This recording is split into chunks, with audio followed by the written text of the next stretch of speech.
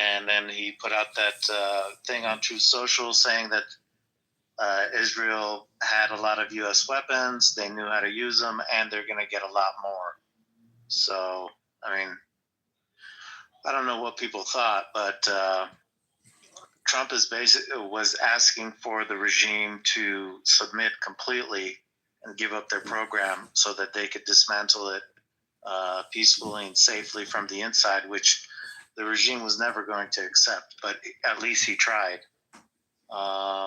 And Levin was upset because it seemed like they were going to allow the Islamic Republic to continue enrichment. But again, you'd have to be, I think they were Levin was kind of listening to the basically fake news coming from the fake opposition, saying that Trump was going to act weak and appease the regime. I don't think Trump ever had a plan to appease the regime.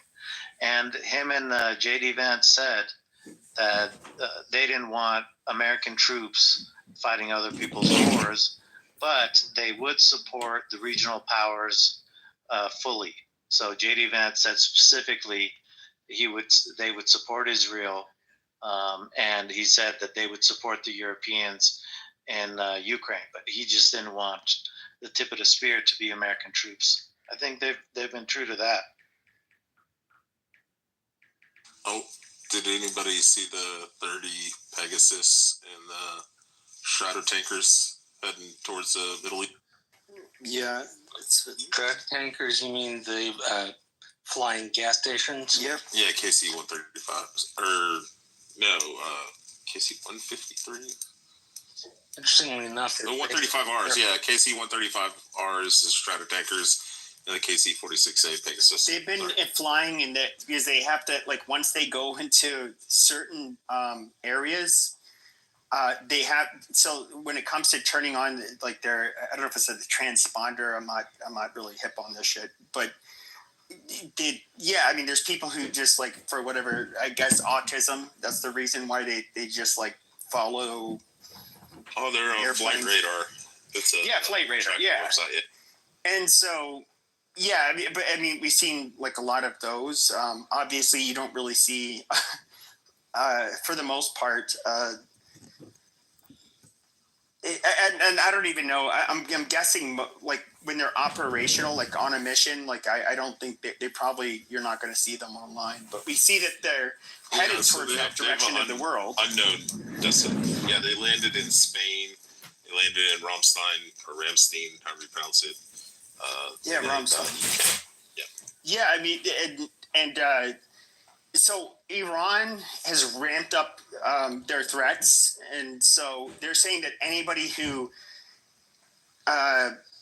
helps stop the attack or the rockets going towards Israel by shooting them down they're going to face consequences. And so the British basically said, okay, well, fuck you. We're just going to go ahead and move a bunch of our jets and tankers to Cyprus, really close to Israel. I mean, also, at this point, they're just saying, like, you can go fuck yourselves. Also, a bunch of fighter jets left out of Diego Garcia a couple hours ago. Then the USS George H.W. Bush as well. Yeah, the USS George H.W. Just left out, I think, Virginia. And then the Vincennes CSG is over by Diego Garcia. And there's a Nimitz class heading through the strait down there by, was it Malaysia or Indonesia? Right. Yeah, Malaysia. The Straits of Malacca. Yeah, it's heading down there right now. So, Rich, you say all that to say what? America's getting involved? Oh, yeah. We're definitely getting involved. There's also a WC-135. It's a nuke sniffer plane. That was in the Midwest and Northwest. No, it left out of Omaha. United States. Yeah, but it only flew over our nuclear silos that exist primarily in the Midwest and Northwest. Let me ask Rich. Rich, listen, I know you're a nerd about all this shit.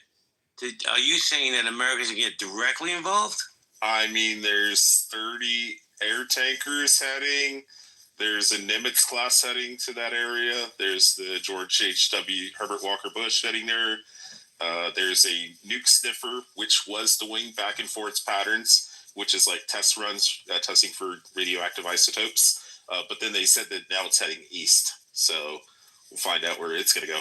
And there was a 2.6 magnitude earthquake 42 miles off of the nuclear facility in Iran that they don't know definitively. It was two earthquakes, like a 2.5 and a 2.6, but they're not they don't know 100% if it was caused by like a nuclear test. So they do them like underground and shit. It causes seismic activity. So they might be going over there to sniff that out and see if there's any radioactive isotopes. It's pretty safe to say that like the U.S. has already been involved. And when it comes to the, so I don't know if it's Fordow. I forget the name of the mountain where the it's about, I forget how many hundreds of meters it is underground. It's a half a mile. And so basically we have like a 30,000 pound bomb, which would need a bomber to drop it that Israel does not have. Yeah, we have it. PGBU-28. And so we would basically, which I think is going to happen.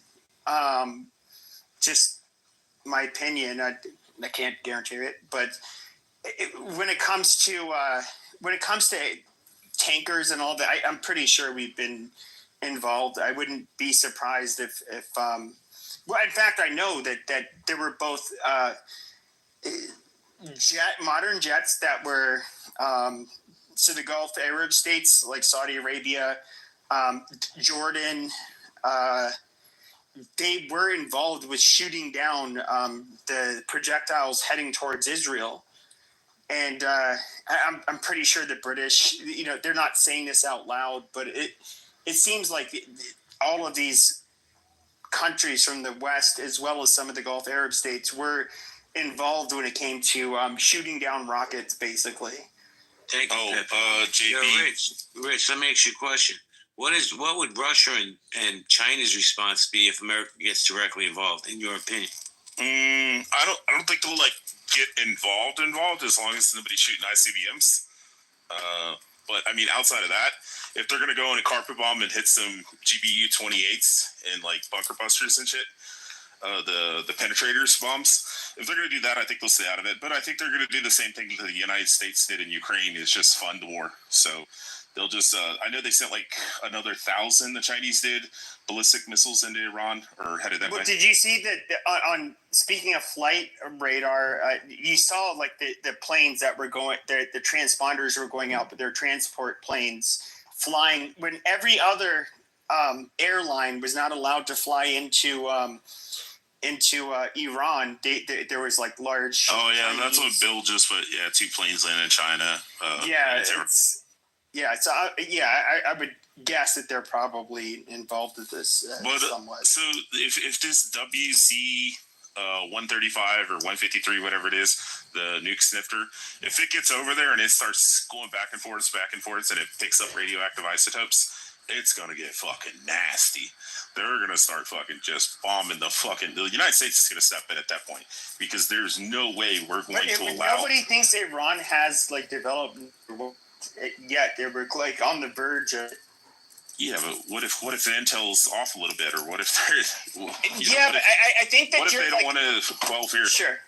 Sure, but I think that like what you're like. Okay, first of all, when we're talking about the Mossad, okay, these fuckers. Well, they're not going to shoot the rockets from Iran anyways. They're going to shoot them from the Houthis. Yeah, the Houthis. The Houthis already have the Fatah 1 hypersonic. Yeah, I've heard that. If you look at it, so what a lot of people are not understanding is that when it comes to what Israel was doing in Israel, in Iran, they were doing car bombings. They were assembling drones and then deploying the drones from within the fucking country and attacking specific targets. This is not like if anything, like the amount of intelligence and infiltration they have is actually like rather inspiring or shocking. Like these people, I would say Israel, they absolutely, I think, have a lot of intelligence that, for good reason, we have no idea what they know. So I think you're kind of underestimating them. For them sending over 30 Strata tankers and the Pegasus over there, and then also you have planes leaving out of Diego Garcia, which would predominantly be 52s and B-2 bombers, is concerning. And also the WC-153 or 135, whatever it is. I'm dyslexic. I get it. I have issues with them dragging America into any other conflict, which is one of my biggest pet peeves with Israel. But with that being said, I don't see this being like a ground war. I don't see No. Okay, it's involving our Air Force. It's going to, there's going to be if they missiles and rockets lobbed from specific areas, whether it's from a ship or from an airplane. I really see this as the extent of our involvement. And of course, it's going to involve giving Israel more money and weapons. That's about it. So if this WC-135 heads over there, he sniffs it out and finds radioactive isotopes leaking out from the ground. They're going to come in with those B-2s and B-52s, and they're going to drop those penetrator bombs on every underground facility. And that's why they're telling people to get the fuck out of Tehran, because where are they hiding? Where are these underground facilities in Tehran? And second of all, like they're doing it in the sides of fucking mountains, like where it's extremely hard to penetrate. Like they're not doing it in a major fucking city. One thing I was going to mention is there's a lady who's like an expert on intercontinental ballistic missiles. She was on, can't remember the guy's name, but he's the guy that's a former Navy SEAL. And she was explaining that if North Korea were to get a nuke and they were just to send it to Guam, and that intercontinental ballistic missile made it to Guam and detonated, the United States automatic responses that they have set up is 82 nukes will hit North Korea. And at the very end of it, he asked her, he said, how many nukes would it take to take out North Korea? She said 82. So that's the point. Like, if they actually have a dirty bomb, I'm sorry, Shiraz. Sorry, the whole fucking rest of the country. No, that's not. No, that's not quite how it works. Okay, so when you're dealing with a situation in which nukes were already launched, okay, I believe it is 6 minutes, depending on which country. And so you have basically pre-programmed, like a protocol. You have a protocol for which, okay, we detected that Russia has launched these nukes or China has launched these nukes, and then you end up within 6 minutes, the president has to say, like, yep, go ahead, send it. And they literally, the amount of nukes is going to depend on the country. But they don't have time to think this out. It's something. Yeah, that's why they're pre-organized. They're pre-categorized. Like for North Korea's 82 nukes. Yes. That obliterates the entire country. There's nobody left. Sure. Except for underground people. Sure. But with the Iran, I mean, I haven't heard anything. Of course, I don't work in intelligence. I don't have access to any information. But I have not heard anybody say that they've already acquired nuclear capability from the Israelis, the U.S., anybody. For Iran? Yeah, no, I haven't heard that. They're estimated within the next 6 to 12 months to have. Yes, in other words, they're about to. Yeah, but what if those numbers are off? What if they actually do have some refined uranium to 60%? Oh my god, this is so fucking retarded. The Israelis are like have penetrated them so deep in their fucking rectum that they know when every one of them are fucking farting and shitting and at what time of day. Like, this is stupid. No, they evacuated Tehran because Iran is trying to move their missile batteries inside the city. They want the people to get hit and use the people as a shield. So Trump did a good thing. As far as, the difficulty that Israel has is that they're far away and refueling slows down their process. And, the more successful Iran is, the worse it's going to be for them. Iran, by Iran, I mean the Islamic Republic. So Trump is actually helping everyone. Honestly, he's allowing Israel to speed up what they're doing and speed up the whole process by helping them refuel. I think it's a win-win. Hell, it'll help the regime lose quicker, which is another way. No, I get that, but I'm guessing you're of Persian descent. Yeah. Okay, so I have been hearing the reports. I guess there were a couple of prisons that I don't know whether it was through projectiles, car bombs. I don't know what it was, but that were damaged. That were known for having dissenters, basically political prisoners, to be detained, and they've gotten out. I saw, which I actually thought was a very beautiful attack. I really appreciated this because when they bombed the state-run television, and it happened on air. I know that they're telling Iranians that they cannot share foreign media posts about what is happening, otherwise they'll go to jail. So they kind of shut off the access to the internet to the outside world. But when they have their state-run TV, and all of a sudden this woman is speaking, and all of a sudden it's like kaboom. Where the Iranian people that's obviously it's going to spread.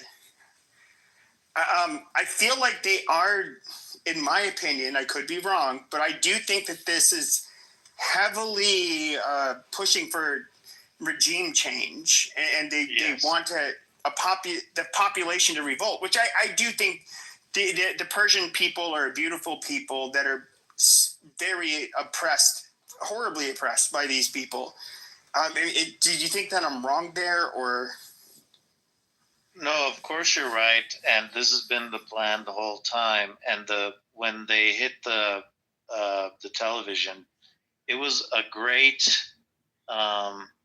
show that the regime's propaganda is bullshit, and that helps the psychological warfare of basically harming your enemy and giving energy to the resistance. And there are people who support the regime who have been listening to all these lies. Even people who are against the regime are afraid or thought, the West won't do anything because Iran has so much power and stuff. So this helps crumble all that. So I think it was a brilliant move, and it is about I don't know, regime change. It's revenge for all the things that the Islamic Republic has done. And that's one thing that they haven't talked about publicly. Like Trump said it when he signed the executive order. He wrote it in there that they were responsible for October 7th. He said things are going to happen in Iran and all you guys are going to be watching. But, he's been very diplomatic to trick the regime in a way to keep their guard down. And they set up that 5th or 6th meeting for the Sunday, and they caught everyone off guard. They had all these people who were sleeping in their homes, all these regime people. So, I mean, Trump is a genius, and so with a few degrees of separation in our opinions, I think I agree with a lot of what you guys are saying. So I just want to ask one last question. I don't want to hog the mic, but I do know that they've hung people for protesting. If you have any kind of influence, they're going to make an example out of you. They're going to hang you. But I have heard from Persian Americans, which I honestly have not looked this up. Is it true? And I know they detain you, but is it true that they actually rape? The IRGC rapes people and rapes family members? That sounds so bizarre and extreme, but I have no way of knowing. They will torture your family members right in front of you. So they'll rape your sister, they'll rape your kids, they'll. One story was they took a guy's leg, his foot, and turned it all the way around in front of his family. What they would do, young girls who were, teenagers who had joined certain, revolutionary after the revolution. There were different groups, and they would round these girls up. They'd round everybody up, but they'd separate the girls, and then based on their belief in certain Islamic law, if a virgin dies, they go to heaven. So they would rape all the girls, and then they would hang them, so they go to hell. In a recent protest, they used rubber bullets and took out hundreds of people's eyes. They would rape people and throw them off roofs. These people are evil, and so everything Trump and Bibi are doing, I fully support, and a lot of other people support. Unfortunately, even for people who are against the regime, there is a lot of propaganda and psychological warfare where they think, oh, Trump is going to appease them, or Israel's going to attack and kill people indiscriminately. And so there's a lot of that sort of fear. And so we have to help them out and let them know that, no, we're not going to, these people aren't going to be abandoned. There is a short-term and long-term plan. Israel's not going to go after innocent people. They're not trying to destroy the country as a whole. What Trump is doing, which is obvious, what Bibi's doing, which is obvious. I mean, Bibi's like, I'm Trump's right-hand man, so they're doing it together. And people are like, oh, Bibi sabotaged Trump's plans for an agreement, and he should punish Bibi and all this bullshit. Like, Trump was, what did he do? So they are taking out all the leadership and the surrounding people, and they're hitting a lot of the facilities, including their CIA facility, not CIA, but their own Ministry of Intelligence and Cybersecurity. So all these buildings will be used, if there's like a revolution, will be used to spy on the people, to identify people, to locate them. So they're hitting all these facilities that house technology and devices for cyber surveillance and to kill the people. So once they take care of the nuclear issue and minimize the missiles they have available, take care of the other shit, all the people on the inside who have been helping Israel are going to turn their focus into helping the people overthrow the regime.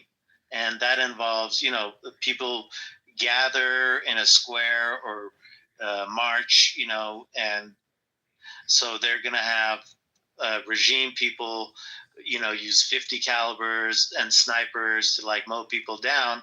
So now, ideally, you would have a group of clandestine commandos or something shooting back at those evil people, or using their drones to, when they gather to attack the people in their offices or in their in the police yard or whatever. If those guys can be taken out, then the people will win. And so, man, there's a lot of stuff going on, and hopefully it'll all work out really well. And then there's an opposition who will come in and be an interim government and move on from there. Well, Godspeed. I hope your people, regain your freedom. Thank you, and we appreciate that. And so I've been watching. I was talking to other people. There's, we have a fake opposition in the West. They, previously infiltrated the Democrats. I saw the guy Scott Horton, who's head of that libertarian group. Oh, whoa. Yeah. Hold on. Let me tell you about Scott Horton. So Scott Horton is the reason I left the Libertarian Party. Scott Horton positions himself as being anti-war. He's just anti-West. He hates the U.S. He hates Israel. He hates NATO. He's a total fucking piece of shit. And Dave Smith, who's actually a fairly intelligent guy, lousy comedian, he got so enamored because Scott Horton had the libertarians under his spell, that he just started reciting everything that Scott Horton would say. And so now Dave Smith, even though he holds a lot of really good positions when it comes to economics and other issues, he's just completely compromised. And so the Libertarian Party in general is compromised. So go ahead, though. Tell me more about your thoughts on. Yeah, so there's the fake opposition. There's a group that was, they got caught in court. They tried to sue the people who were saying that they were fake opposition, but for defamation. And in the court, in the guy's defense, the guy who was basically defending himself from the defamation from this fake lobby group, he basically exposed them indirectly as actually being a lobby group. So they kind of fucked themselves by actually bringing the defamation case. And so this group would met with Obama dozens of times and would basically support the regime sort of narrative. Don't sanction us. It's okay. Just have trade. And if we have trade and the people become more prosperous, then that will lead to freedom, like China, like Russia. so all that bullshit that the Democrats were right. Well, Scott Horton the other day was debating an Iranian Israeli guy, and swear to God, he said that the leader of this fake lobby group said that was his good friend. He said, Trita Parsi, my very good friend, and basically used that asshole's book as a reference in his debate with this guy. Scott Horton and exposed himself as, being a mouthpiece for our enemy. So when I was talking about fake opposition and stuff, that's what I'm talking about. These guys are infiltrating the right and wearing the colors of America first, but they're just appeasing our enemies. So I'm glad you guys have seen this stuff too. There's a guy on X, James Lindsay or whatever. He's kind of figured it out, and I really appreciate Laura Loomer. She's kind of figured it out and stuff. So really, Laura Loomer's a lunatic, but she happens to be right on a few things. Yeah, she's a fucking lunatic. Sorry. I mean, I think James Lindsay is a little over the top, but I get there is what's really disgusted me about the I would consider myself right wing. I'm not a conservative, but the amount of people that were pro Russia, the amount of I just see a lot of, and I can't help but think a lot of this is you have a lot of paid actors that are trying to influence the right to believe that it's not just Israel, but anything that would have been traditionally considered the best interests of the Westerners, like the Ukraine war, they just attack us. And I don't know. It's really weird how information is being disseminated now, and most people are getting their information online as opposed to traditional media, as opposed to a decade ago. Which I don't even know how this plays out. It's a fascinating experiment.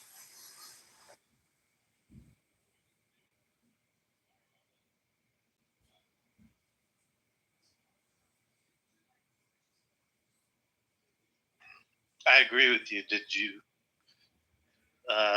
It's fake opposition, man. They're infiltrating, and my friends who are, MAGA and stuff, and they're luckily the QAnon website had actually outlined the whole Islamic Republic's fake lobby group.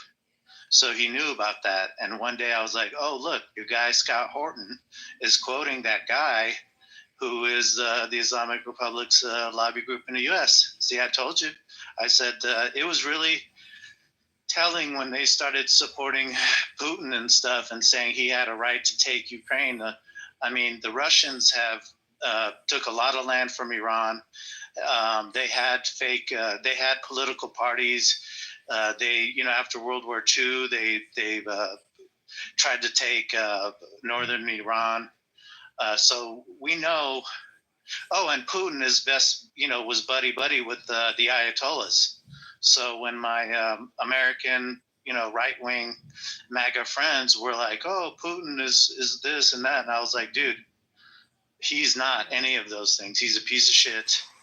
And if anything, he was using the globalists. He was bribing all those fuckers through Burisma, and that was all. That money was between Putin, Ukraine, and the Democrats, and they were all against Trump. So I don't understand how they. I do understand they try to twist it and say, "Oh, it's Ukraine," but it was Ukraine by way of Putin. It was Putin by way of Ukraine to the Democrats. So I fuck all these. And that's interesting. I would talk to Richard Spencer quite a bit, and then it's he's come out more and more about this. Since the start of the war, he's been pro-Ukraine, but to make matters clear, he was married to a Russian woman, and he said, as weird as this is, out of spite of his ex-wife, he was not really pro-Russia, but he's kind of opened up quite a bit about how the Russians were definitely they were definitely funding the people on the dissident right, and those a lot of the people even today. And he's been calling this out more recently. The people that are taking positions that we think are rather foreign to our belief system, and it is. And to be fair, it seems to be somewhat of an effective strategy, because you are seeing so many people today that are quote unquote right wing that have these extreme positions where they would have been considered pro communist 30 years ago. But if you look into it, I mean, it's not a secret on when it comes to dissident right wingers that there is so much foreign influence that is malevolent, I guess you can say, and people fall for it. But I think when you give these influencers that, I guess you could say, a good chunk of money, they're willing to say whatever, and they do it in lockstep. And like Tim Pool taking money from RT. Yes, I think he's a great example, and I do think that a lot of people. Here's the one thing, I'm rather libertarian when it comes to my values. I don't care about what you do in your private life and all of that stuff. But where the fuck was I going with this? When it comes to, you say you don't want black people to move into your neighborhood. No, I didn't say that. But anyways, it's. I think a more likely scenario would be him moving out of his neighborhood to be around people he prefers. Yeah. I forget my point. I hear what you're saying, and what I'm realizing is that we need to. It kind of got to the point where we're like, fuck everybody. We're not going to reach across the aisle. All of the Democrats or whatever, they're all pieces of shit. And now it's like, if something happens where the right is being manipulated and doing extreme things, and listening to these guys like Scott Horton and stuff, we will need to reach across the aisle, because those guys will actually sabotage us, which is their goal. And Tim Pool was being sabotaged. They didn't ask him to change his content, but a few weeks before the election, all of a sudden it was exposed. And then the left-wing media was like, look, Trump supporters are getting money from Russia and all this stuff. That mistake on their part basically resurrected the whole Russian collusion thing. And it was a huge, it could have been a huge blow. So that was suspicious. I think they paid those guys, and then they self-snitched so that they could have that that bad press and stuff. And the Lauren Chen, I was saying it earlier, Lauren Chen and all those people were not supporting Trump. They were sabotaging Trump. So yeah, we gotta, I think the lesson is that we need to reach out across the aisle and find more allies and be more proactive. Well, the other thing that I would caution you is believing that people like Scott Horton have a loud voice. He influences a party that can get somewhere between 0.5% to 3% in a national election. So and he's got influence over maybe 60% of those folks, and so he's not the boogeyman that we have to worry about. He's definitely a fucking piece of shit, but he just doesn't have the power. What we have to worry about is if that messaging crosses over into people that actually have charisma or get platformed in a way where that messaging can grow. I definitely think that there's some subversive elements that we have to keep an eye on, but I wouldn't give guys like Scott Horton more credit than they do.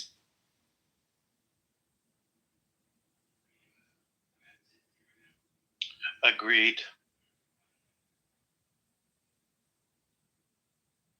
Can we all agree that this is a wonderful development? That the fact that the IRGC's days are numbered, that this is a great development for all of humankind. Like, is anybody in disagreement with that? No, I agree. I disagree. Okay, great. Okay, look. Everyone, stay on mute. Let's hear the disagreeable position. This is what happens when you enter the muff. You're free. You're free to speak your mind in the muff. So go ahead, Wayfan. Tell us why you did. So I really want to take as a step back, and I hope that in the month we can have the courage to listen to this. So as an ex-Iranian, we have to see why this whole situation started in the first place. The father of this Prince of Iran, which is planned to be the next freedom for Iranian people, was a dictator which killed so many people. And there was a revolution